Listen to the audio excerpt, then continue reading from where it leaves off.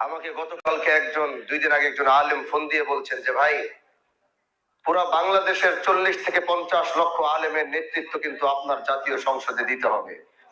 তার কারণ, আমরা যাদেরকে আশা করেছিলাম কোনো না কোনো কারণে, কোনো না কোনো মেকানিজমের কারণে আমাদের বড়রা যারা আছেন তারা অনেকেই এবার জাতীয় সংসদে যেতে, তো সেই ক্ষেত্রে আমাদেরকে এই গোটা আলেম সমাজের দায়িত্ব ভূমিকা সেই জাতীয় সংসদ থেকে পালন করতে হবে। শুধু তাই নয়, 18 কোটি মানুষের কণ্ঠ হয়ে আমাদেরকে জাতীয় সংসদের কথা বলতে হবে।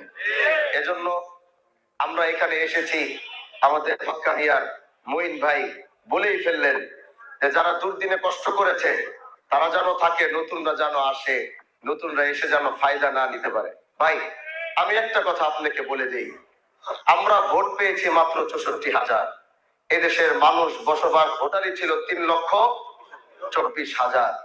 এজন্য যারা আমাদের সাথে ছিল না তার মানে এটা নয় তাদেরকে আমরা দূরে সরিয়ে দিব।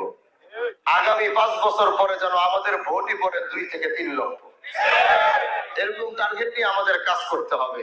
কিন্তু হ্যাঁ, আমাকে ব্যবহার করে, আমাদেরকে ব্যবহার করবে, আমাকে ব্যবহার করে কেউ উল্টাপাল্টা করবে, এই সুযোগ তো আলহামদুলিল্লাহ শিবচরের কারো হবে না।